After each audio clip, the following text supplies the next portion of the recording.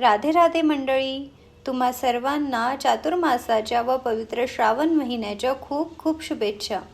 श्रावण महिना सर्वांच्याच मनात आनंद व नव उत्साह घेऊन येत असतो. अशाच नव उत्साहासोबत आपण देखील आपल्या आध्यात्मिकतेच्या प्रवासाला पुढे वाढवूयात. मित्रांनो, मागील व्हिडिओपर्यंत आपण आपल्या डेली रुटीन सिरीजमधील तिसरा टप्पा गाठला होता. अर्थात सत्संगाविषयी सविस्तर चर्चा आपण त्यात केली होती. आजपासून आपण आपल्या दिनचर्येतील चौथ्या सवयीविषयी बोलणार आहोत. अर्थात नामस्मरण करणे या सवयीविषयी समजून घेणार आहोत. नामस्मरण म्हणजे काय हे जरी आपल्यापैकी बहुतेकांना ठाऊक असले तरीही कित्येकांना त्याविषयी पुरेशी माहिती नाहीये.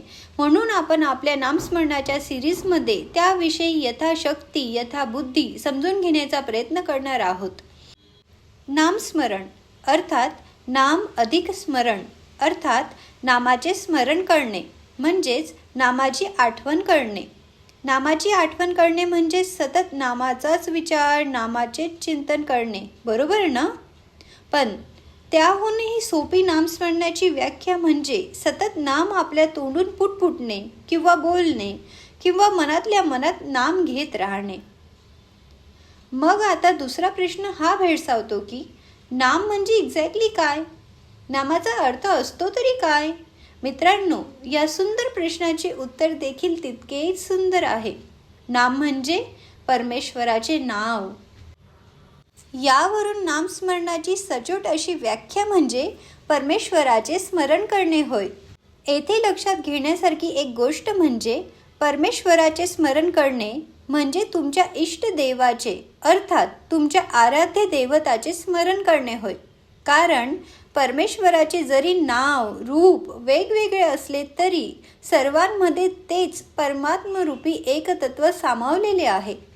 म्हणून मंडळी, जेव्हाही आपण नामस्मरण करणार त्यावेळी हे समजूनच करावे की आपण संपूर्ण सृष्टीत व्याप्त परमात्म्याचेच स्मरण करतोय.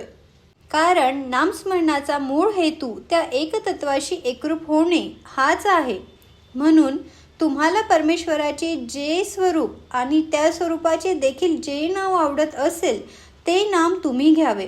जसे की जर आपण परमेश्वराच्या श्रीराम या स्वरूपाला इष्ट मानत असाल तर श्रीरामाच्या अनेक नावांपैकी तुम्हाला हव्या त्या नामाचे स्मरण तुम्ही करू शकतात. पण शक्य तेवढे एकाच नामाचे चिंतन स्मरण करावे जेणेकरून तुमची त्या नामासोबत एकरूपता दृढ होत जाईल. मित्रांनो, कलियुगात लोकांच्या कल्याणासाठी अगदी सोपे असे साधन सांगण्यात आले आहे. लोकांच्या कल्याणासाठी अर्थात भगवंत प्राप्तीसाठी. ते साधन म्हणजे नामस्मरण. या साधनास सगळ्यात सोपे साधन म्हटले आहे कारण नामस्मरणासाठी फार असे काही नियम नाहीत. तुम्ही नामस्मरण केव्हाही आणि कुठेही करू शकतात. तुमच्या दैनंदिन जीवनातील प्रत्येक कार्य करत असताना जर तुम्ही त्या कार्याला नामस्मरणाची जोड दिली तर तुमचे कार्य अगदी उत्कृष्टरित्या पूर्णत्वास जाईल, यात शंका नाही. नामस्मरणासाठी स्वच्छतेचा असा कोणता नियम नाही. कारण तुम्ही सकाळी उठल्या उठल्या अंघोळ न करता सुद्धा नामस्मरणासाठी बसू शकतात. श्री तुकाराम महाराज म्हणतात ना की नामाला विटाळ नाही, अर्थात परमेश्वराचे नाम कोणत्याही स्थितीत शुद्धच राहील. अशुद्धता नामाला स्पर्श सुद्धा करू शकत नाही. नामस्मरण ही एक अशी किल्ली आहे जी आपले अंतःकरणाचे द्वार उघडू शकते आणि अंतःकरणात सतत वास करणाऱ्या परमेश्वराशी आपणास एकरूप करू शकते. म्हणून मित्रांनो, तुम्हा सर्वांना मी निवेदन करेल की तुमच्या डेली रुटीनमध्ये तुम्ही नामस्मरणाची सवय प्रयत्नपूर्वक लावावी. सुरुवातीला ते थोडे कठीण जाईल. कारण जसे जसे आपण नामस्मरण करण्यास सुरुवात करू तसे तसे आपल्या मनातील बुद्धीतील अविचार बाहेर पडत जातील व आपले मन अगदीच अस्वस्थ सुद्धा होऊ शकते. पण त्यावेळी प्लीज थांबू नका. ज्याप्रमाणे आपण आपले शरीर डिटॉक्स करण्यासाठी प्रयत्न करतो तशी ही आपल्या सूक्ष्म शरीराची डिटॉक्स होण्याची प्रोसेस चालू आहे असेच समजा व नामस्मरण कन्सिस्टंटली चालूच ठेवाल. मग हळूहळू तुम्हाला नामस्मरणातील मॅजिक जाणवू लागेल. तुमचे अंतःकरण हलके व शुद्ध होते आहे याची जाणीव तुम्हाला होईल. म्हणून प्रयत्नपूर्वक सततच्या अभ्यासाने नामस्मरण करावे व आपल्या जीवनात सुंदर वळण लावावे. कराल ना स्वतःसाठी इतके प्रयत्न?